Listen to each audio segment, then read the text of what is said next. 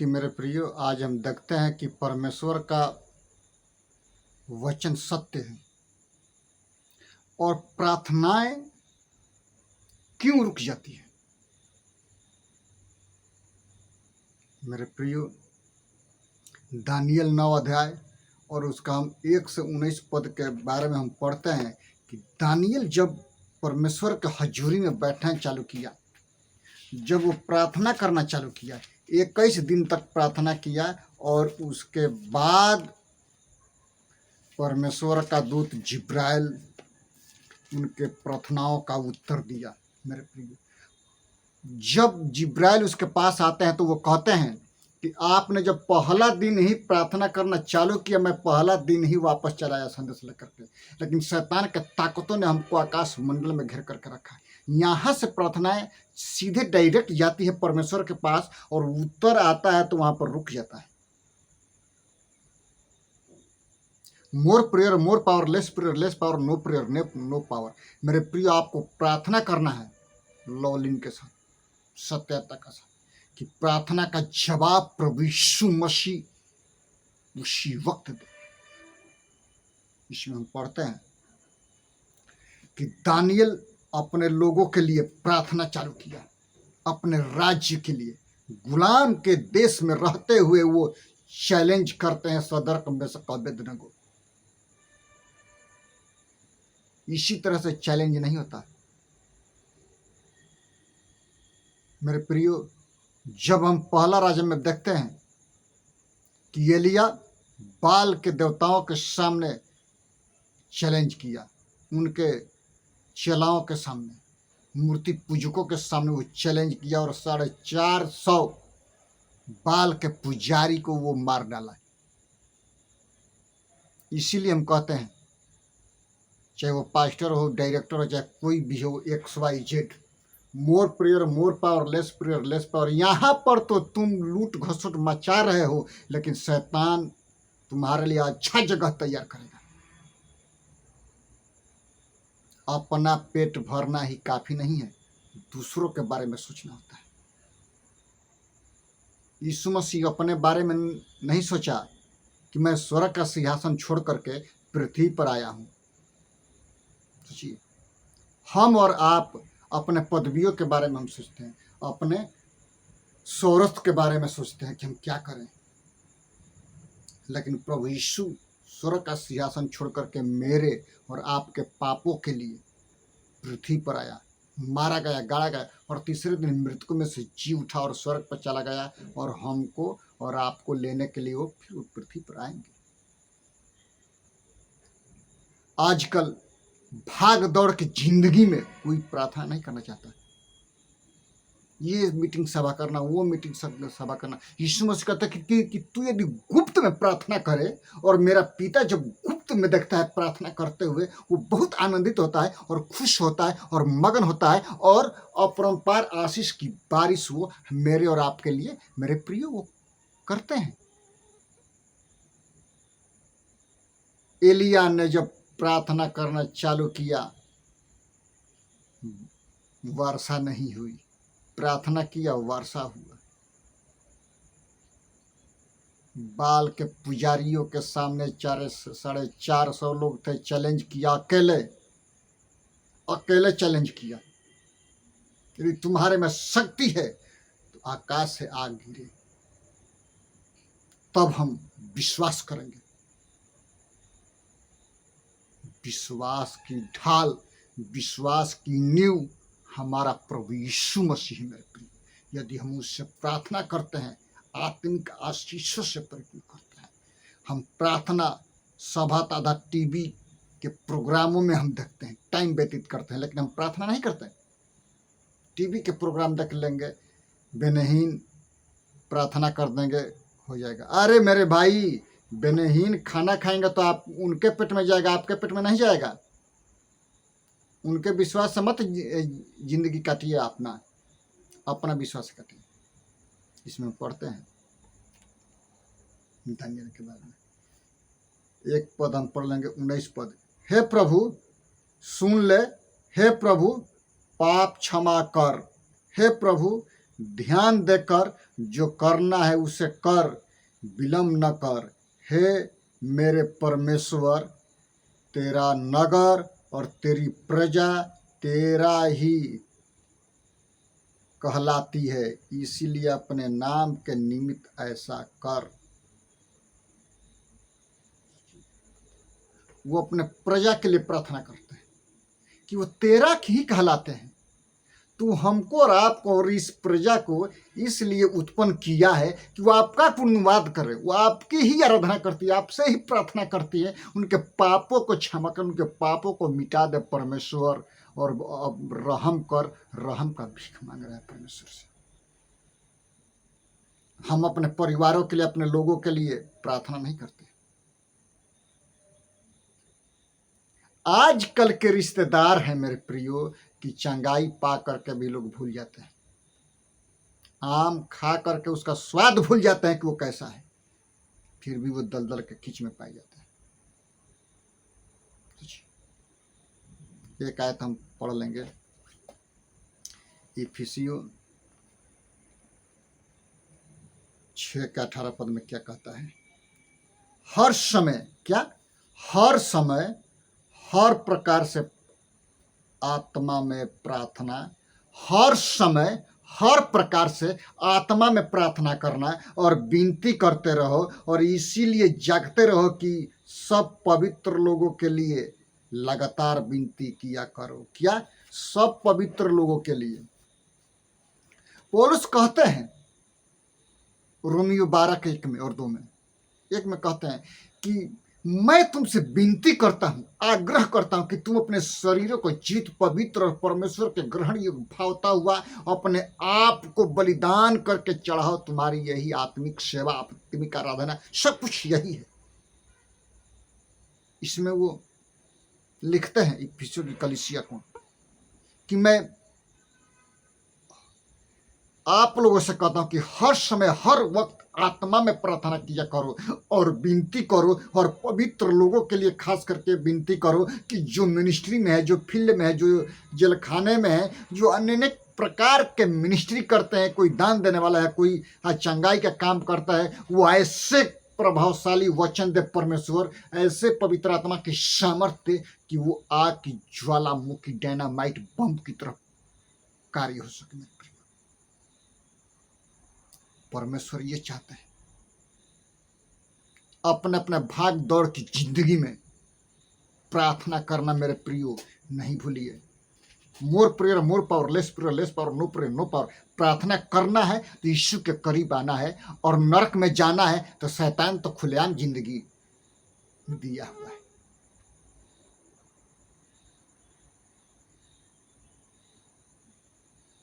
मेरे प्रियो, जितने लोग उल्ट पुल्ट काम करते हैं, एक आयत हम पढ़ लेंगे।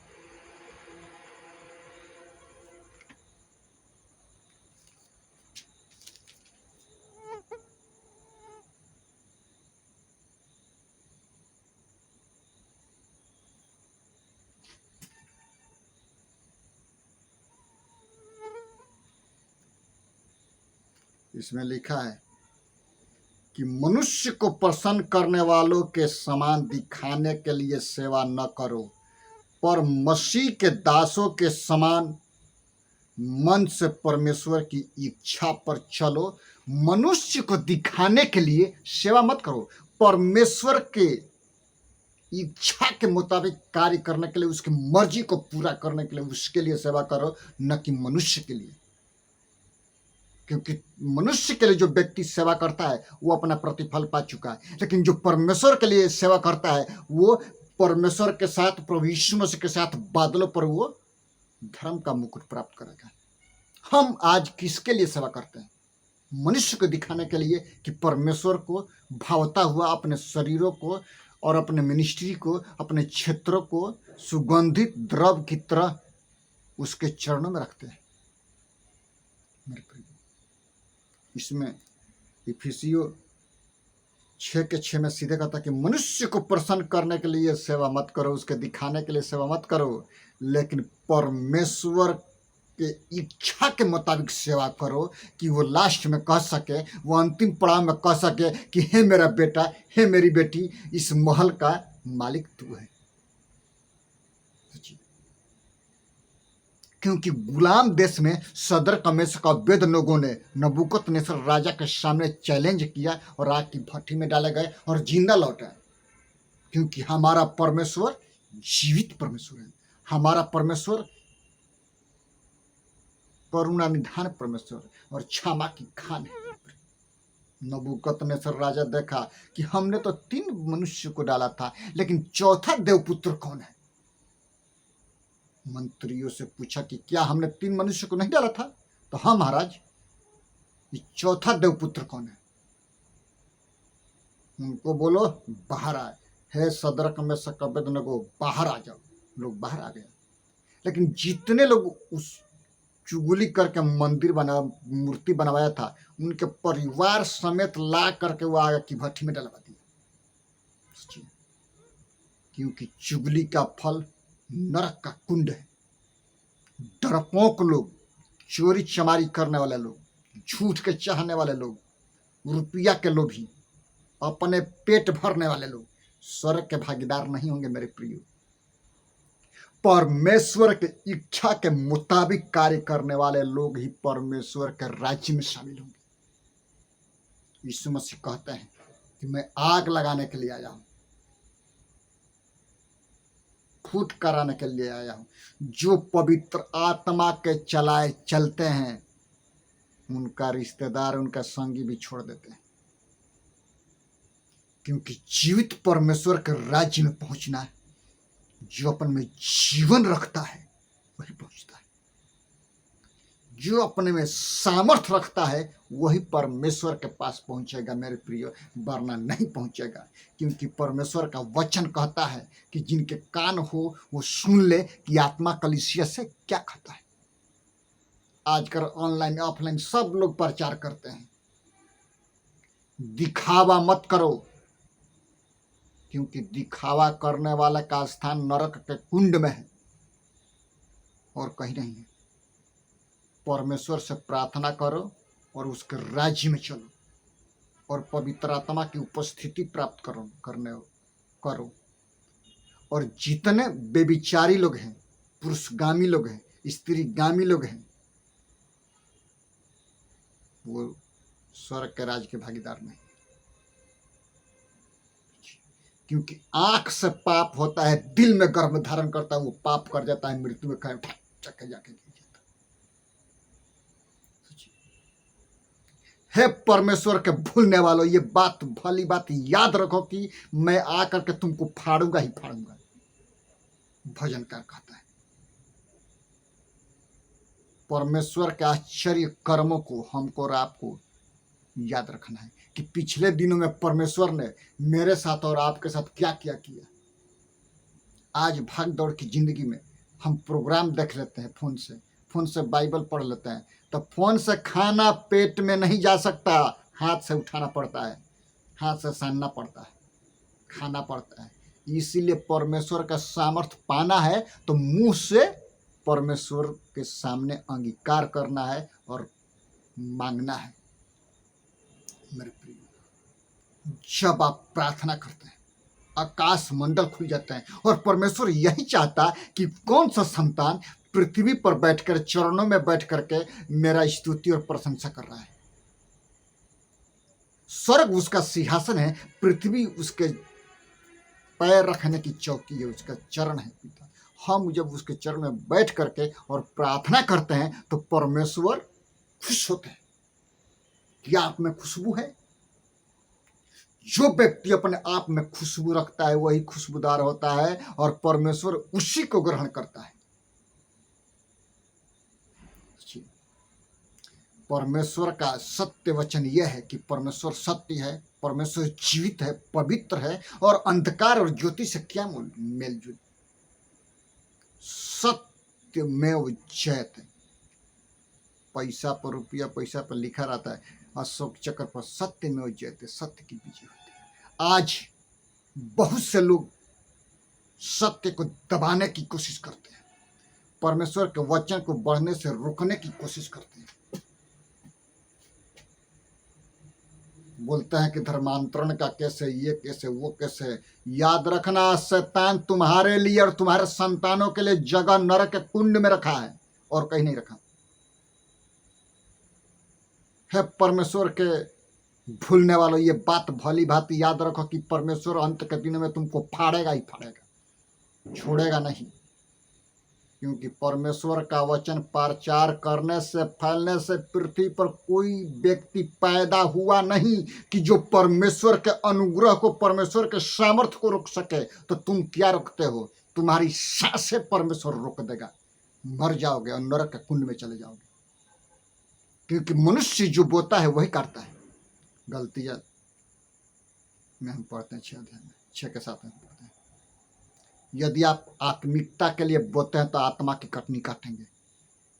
यदि आप नरक के लिए बोते हैं तो नरक की कटनी काटेंगे। धोखा न खाओ, परमेश्वर ठट्ठों में नहीं उड़ाया जाता। जितने परमेश्वर के ठट्ठों में उड़ाते हैं, परमेश्वर उनका स्थान कहाँ रखा है? नरक के कुंड में रखा है मेरे प्रिय। क्योंकि परमेश्वर का वचन सत्य वचन है। आकाश और पृथ्वी टल जाएंगी, लेकिन परमेश्वर का वचन एक मात्रा और एक बिंदु भी बिना पूरा हुए कभी नहीं टलेगा। कभी टलेगा नहीं। इसमें हम पढ़ते हैं कि मनुष्य के दिखाने के लिए सेवा मत करो, परमेश्वर के ग्रहण योग्य, सुगंधदायक और उसके चाहने के लिए सेवा करो मेरे प्रिय। क्योंकि मत्ती 7:21 में हम कब पढ़ते हैं कि जो हे प्रभु कहते हैं, उनमें से हर एक स्वर्ग के भागीदार नहीं होंगे। होगा वही जो स्वर्ग के परमेश्वर के इच्छा के मुताबिक कार्य करता है। उसका इच्छा ये है कि हर एक व्यक्ति उद्धार पाए और स्वर्ग में आए, कोई भी नरक में न जाने पाए मेरे प्रिय। क्योंकि क्रूस की कथा नरक में जाने वालों के लिए मूर्खता है, लेकिन स्वर्ग में जाने वालों के लिए परमेश्वर का सामर्थ्य है। क्योंकि परमेश्वर अपनी आत्मा को पृथ्वी पर इसलिए भेजा कि वो आत्मा हमको और आपको सुधारे, संवारे और स्वच्छ रखे। अपने वस्त्र को मैला मत करो बेविचार से। बेविचार नहीं हो, चाहे वो चर्च में हो, XYZ डायरेक्टर हो या पास्टर, सुधर जाओ और परमेश्वर के राज्य में आओ। जब तुमने बपतिस्मा लिया, जब आपने बपतिस्मा लिया, बहुत जोश था। विश्व कलीसिया को बोलता है कि पहले जैसा प्रेम कर। प्रेम ही परमेश्वर है। लोग बोलते हैं हिंदू में कि प्रेम ही पूजा है। सच बात है। यदि हम प्रार्थना करते हैं, परमेश्वर बहुत सारी आशीषों के बारिश बनाता है। बहुत सारी बातें खुल करके बाहर आती हैं जो स्वर्ग में होती है, जो होने वाली होती। कब? जब आप प्रार्थना करते हैं तो परमेश्वर आपके जीवन में काम करेगा, आपके परिवार में काम करेगा, आपके बच्चों में काम करेगा, आपके पत्नी में काम करेगा। कब? जब आप उसके लिए प्रार्थना करते हैं तब। ये नहीं बोलना कि काम कर लो, ये कर लो, वो कर लो। अरे परमेश्वर देगा तो मनुष्य लेगा, परमेश्वर नहीं देगा वो नहीं लेगा। लेकिन परमेश्वर देने वाला परमेश्वर। फादर का मतलब है पिता हर एक परिस्थिति में अपने बच्चों को अच्छा से अच्छा वस्तु देता है। कब? जब हम प्रार्थना करते हैं तब गुण गुण बातों के बारे में सिखाते हैं परमेश्वर। मेरे प्रियो, हम प्रकाशित वाक्य में हम पढ़ते हैं यूहन्ना प्रिय चेला के बारे में कि जब डोमिशियन राजा जब पतमुस नाम टापू में उसको फेंक दिया तो वहां पर जाते ही आकाश मंडल खुल गया और गुप्त में प्रार्थना करने लगा और पूरा प्रकाशित वाक्य 5 पुस्तकों को लिख दिया। मेरे प्रियो, यूहन्ना यीशु मसीह का प्रिय चेला। कब परमेश्वर आशीष किया? जब वो पतमुस टापू में गया, आकाश मंडल खुल गया, प्रकाशित वाक्य लिख दिए। इसीलिए यीशु मसीह कहते हैं कि मेरा पिता जो गुप्त में है और प्रार्थना करते हुए देखता है तो आशीष करता है। आइए हम प्रार्थना करें। पिता हम धन्यवाद करते हैं जितने लाइन ऑनलाइन ऑफलाइन में है पिता, उन सभी के जीवन में काम कर महान प्रभु जी। यदि कोई बीमारी के हालात में है उसको चंगाई दे, यदि किसी को रसौली है पिता, पथरी है, महान प्रभु जी आप उनके जीवन के बारे में जानते हैं पिता, उनके जीवन से ऐसे ऐसे काम कर पिता परमेश्वर कि आपके वचन पर विश्वास कर सके, आपको देख करके सुधर सके, संवर सके, किसी पास्टर को न देखे, किसी कलीसिया को न देखे महान प्रभु, सिर्फ वो कलीसिया में चर्च में जाते हैं तो सिर्फ वो आपको देखने पाए, आपके चरित्र को देखने पाए। प्रभु यीशु आप कार्य कीजिए महान प्रभु जी। हम प्रार्थना करते हैं पूरे भारतवर्ष के शासन व्यवस्था के लिए पिता, महान प्रभु प्रार्थना करते हैं डेविड फादर के लिए, फ्रांसिस भैया, प्रभाकर भाई के लिए, उनके परिवारों के लिए पिता, रंजीत भैया, अभिषेक भाई के साथ ना महान प्रभु, अपने मैडम को, सोफी सलोमी को पिता, हम चारों के साथ ना आप आशीष कीजिए महान प्रभु।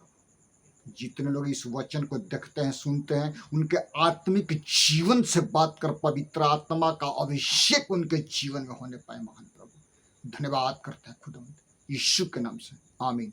यीशु मसीह का अनुग्रह, परमेश्वर पिता का प्रेम और पवित्र आत्मा की संगति और सौभाग्यता आप से लेकर के आने वाले दिन तक होती रहे, आमीन। सबको जय मसीह की मेरे प्रियो। प्रभु आप सबको आशीष करे।